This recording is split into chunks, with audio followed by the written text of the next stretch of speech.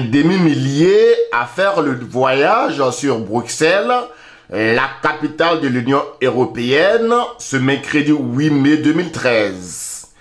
Venus principalement de Paris, les partisans de l'ex-président ivoirien Laurent Gbagbo ont pris d'assaut très tôt hier matin le siège commun du Conseil national européen et la Commission européenne après un bref détour devant le Parlement européen. Pour les organisateurs principaux, leaders des mouvements de résistance ivoiriens de France, cette présence devant les bâtiments abritant les institutions de l'Union européenne est la réplique face au comportement de la communauté européenne en Côte d'Ivoire, surtout pour son embargo sur les médicaments en pleine crise post-électorale et son silence coupable face à l'injustice faite aux proches de l'ancien régime avec à sa tête le président Laurent Gbagbo, toujours incarcéré à la prison de Scheveningen à La Haye. Après plus de 2 heures de mobilisation au slogan « Libérez Gbagbo, Sarkozy vous a trahi » ou encore « Sans Gbagbo, il ne peut y avoir de réconciliation », donc de sécurisation des affaires en Côte d'Ivoire, les principaux responsables de l'organisation ont remis une motion à Manuel Barroso, président de la Commission européenne, via les fonctionnaires de la police commis pour la circonstance. Voici son contenu. Des parlementaires européens sont allés voir le président Gbagbo Laurent. Ils savent ce qu'il y a dans Gbagbo Laurent. C'est pour cela que nous sommes venus. Nous leur avons adressé un courrier, une motion que nous vous invitons à prendre connaissance. Donc, motion à l'intention du Parlement européen et de la Commission de l'Union européenne. Honorables parlementaires, mesdames et messieurs, nous, Ivoiriennes et Ivoiriens de toute région et de différentes obédiences politiques et religieuses, nous, Africains de différentes nations et de différentes sensibilités, nous, associations de défense des droits humains et partis politiques, nous, hommes et femmes de différentes parties du monde qui aiment la Côte d'Ivoire et qui croyons en la justice. Considérant la situation sociopolitique de la Côte d'Ivoire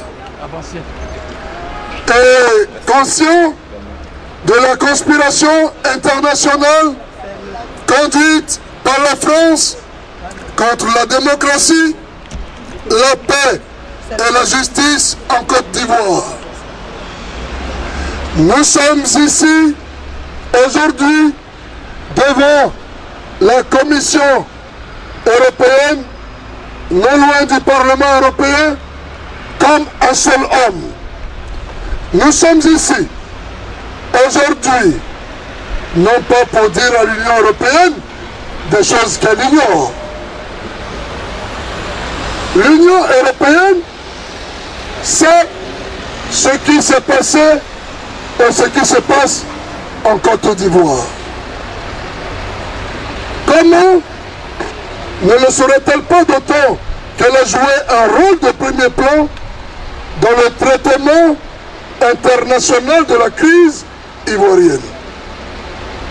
N'est-ce pas l'Union européenne qui, avec son partenaire, les États-Unis d'Amérique, a autorisé l'armée française à bombarder et à humilier le président démocratiquement élu et démocratiquement investi de la Côte d'Ivoire, son Excellence Laurent Gbagbo, qui pourtant avait été proclamé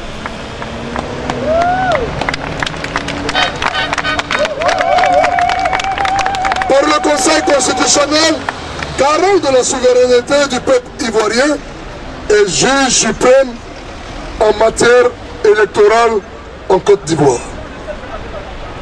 L'Union européenne n'a-t-elle pas vu, comme le monde entier, les rebelles de M. Ouattara pénétrer dans la résidence présidentielle avec l'aide de l'armée française et sauvagement assassiner le ministre d'État, ministre de l'Intérieur, Désiré Tagro, violenter la députée Simone Gbagbo, au demeurant vice-président du Front populaire ivoirien, et grièvement ensanglanté Michel Gbagbo, simplement parce qu'ils étaient respectivement ministres, épouse et fils du président légal dont la France ne voulait pas comme gouverneur de sa colonie.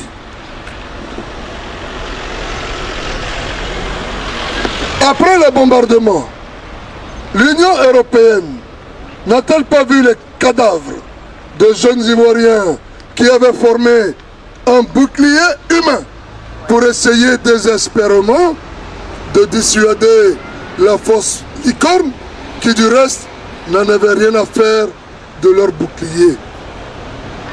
Pendant qu'au pire moment de la crise post-électorale, les populations se débattaient pour survivre, l'Union européenne n'a-t-elle pas mis un embargo et interdit le déchargement de médicaments et produits pharmaceutiques destinés à ces populations dont on disait que la protection justifiait les bombardements? Ce faisant, l'Union européenne n'est-elle pas allée trop loin en usant de moyens de pression aussi criminels et humainement inacceptables, dont le seul but était de laisser mourir la population et obliger le président légal à céder la place à celui que la communauté dite internationale et la France avaient choisi?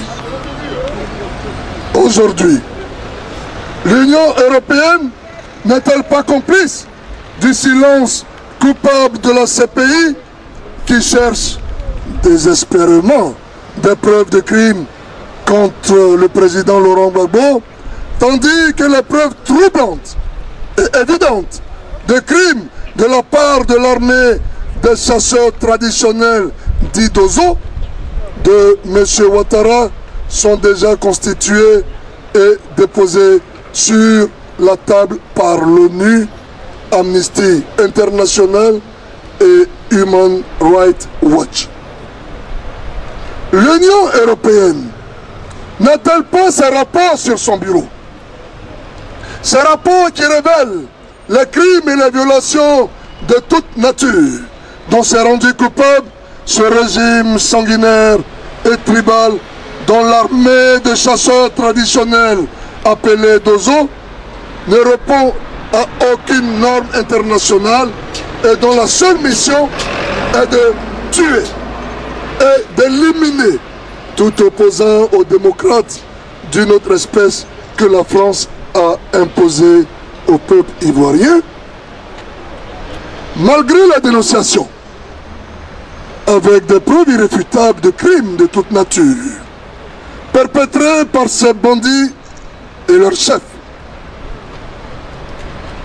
l'Union européenne ne se satisfait-elle pas de timides condamnations, de principes sporadiques, comme si cela constituait la seule punition que ces ignobles personnages méritent? Alors, nous sommes ici, non pas pour dire des choses honteuses que l'Union européenne sait déjà depuis le début jusqu'à ce jour. Nous sommes ici, aujourd'hui, pour dire non. Pour dire non. Pour dire non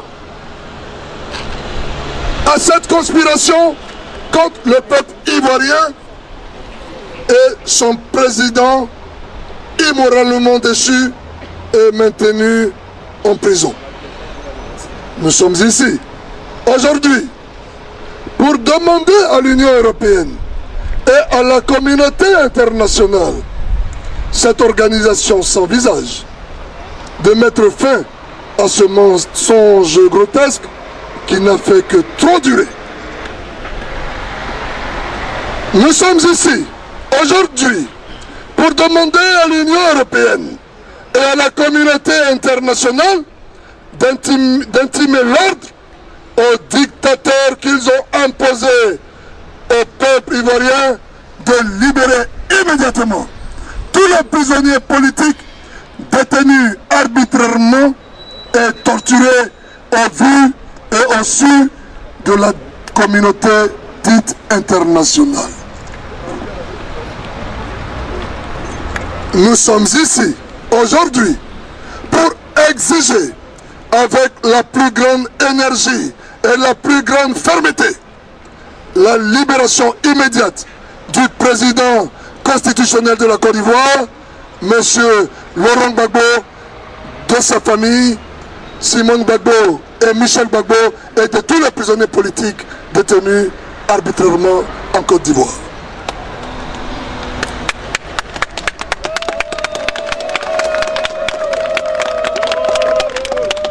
Oui, nous sommes ici aujourd'hui pour réclamer la liberté de cet homme, ce grand homme, cet Africain intègre et juste, qui n'a rien à faire devant ce tribunal fondamentalement injuste et d'une incrédibilité maladive.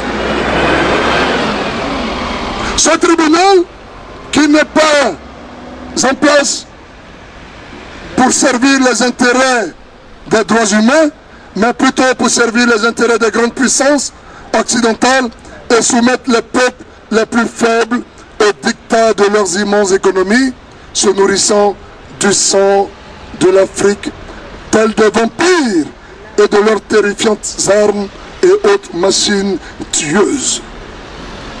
Nous sommes ici, aujourd'hui, pour poser une question que la Cour internationale qui recherche les responsables de crimes de guerre et de violations des droits humains n'a jamais posée. Cette question est: lorsque l'Union européenne a mis un embargo sur les médicaments pendant la crise, combien d'Ivoiriens sont morts par manque de médicaments et de soins? Et qui est responsable de leur mort? Pour finir, nous sommes ici aujourd'hui pour aviser le Parlement européen et la communauté internationale qu'en l'absence de satisfaction à notre exigence, nous n'attendons pas à en rester là. Nous userons de tous les moyens pacifiques et légaux pour contraindre la France, les États-Unis d'Amérique, l'Union européenne et la communauté dite internationale à exécuter ces exigences et à interpeller enfin les vrais coupables de crimes qu'ils connaissent bel et bien et qui bénéficient d'une impunité insolente. Plus de vaillants se ont relevé ta dignité. Ô fichère Côte d'Ivoire, fiers artisans de ta grandeur, tous rassemblés pour ta gloire, te bâtiront dans le bonheur. Les moyens, le pays nous appelle. Si nous avons dans la paix ramené la liberté, notre devoir sera d'être un modèle d'espérance. Les partisans de Laurent Gbagbo, qui ne semblent pas être crispés, par l'attente du verdict de l'audience de confirmation des charges retenues contre leur champion, verdict prévu d'ici au 28 mai prochain, sont encore et toujours déterminés à faire le pied de grue partout pour faire entendre leur voix auprès de l'opinion internationale.